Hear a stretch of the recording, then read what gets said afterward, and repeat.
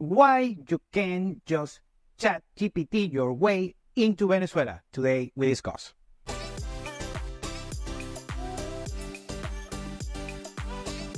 Welcome to Venezuela Insider, the only place in Venezuela for expats, digital nomads, entrepreneurs, investors, travelers, and related internationals.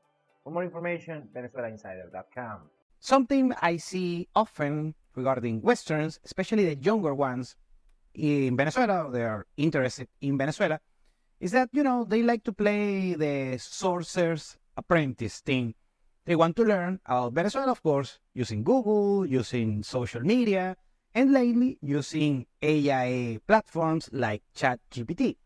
And right now, they're trying to figure out Venezuela, doing everything, moving around in the country, using ChatGPT. Well, first, let's explain what ChatGPT is, in case you don't know, you're a boomer or something. ChatGPT is this app. It's basically artificial intelligence where you can just chat and you entry a couple of commands, a questions, something like that, and the artificial intelligence is gonna give you an answer. It's like chatting with a robot, something like that. Very good. And usually for small things or trivia or something like that, they give you excellent information. So it's good for the kids. I actually heard a couple of kids that they do their homework using ChatGPT and similar platforms. However, if you use it regarding Venezuela, it's not going to help you. And let me explain you why. First, I have to mention that many times my job as a consultant, I have to correct the mistakes that most of my clients find in social media, Google, and now I have to correct the mistakes of ChatGPT. That's why I'm making this video today. Well, first, let's explain how ChatGPT comes. It's artificial intelligence, so it should think by themselves. However, ChatGPT is the creation of some tech guys, programmers, people from Silicon Valley, Palo Alto, and so on. So at the end, you are chatting not with artificial intelligence. You are chatting basically indirectly with the creators, the programmers, the IT guys, the tech talks that do these particular platforms in Silicon Valley or something. Everyone has biases, including the people that programs these particular applications. So you still have the bias. I always explain this many times. Many Westerns that they don't know Venezuela, they don't know the country, they only have their information for outdated information from CNN and BBC and Al Jazeera and so on and so on. And Fox News, go both ways. And you have a ChatGPT or the engineer is going to put the same information and the application is going to take that information, is going to barf you, is going to vomit you this particular bias and outdated information regarding the country.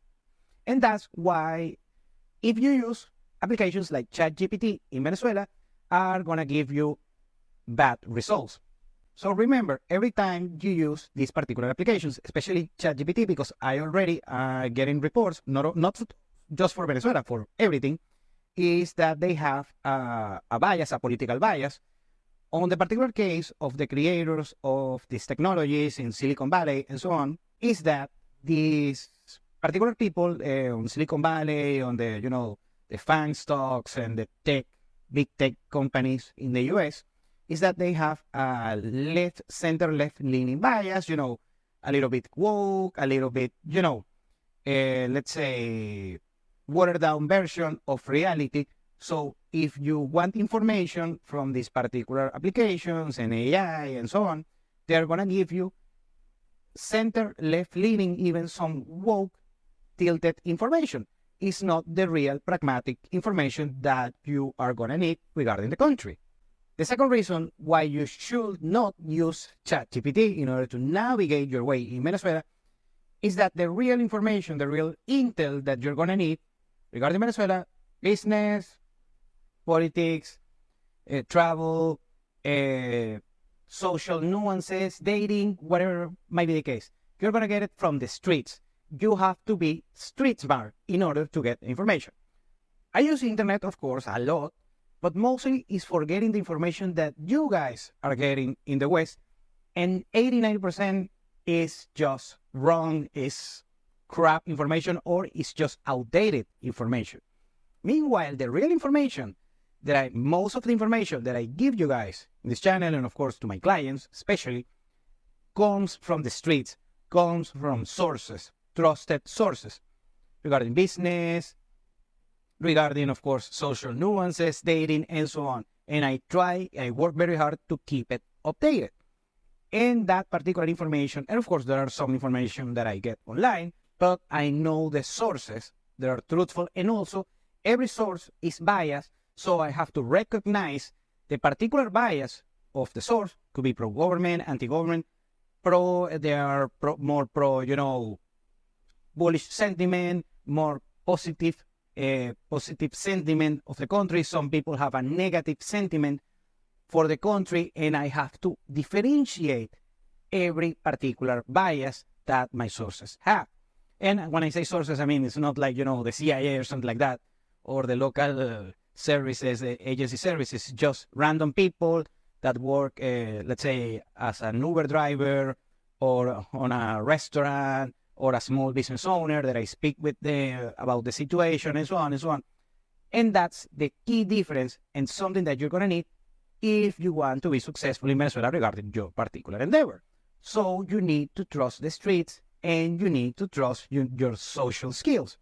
Remember, Venezuelans have great social skills.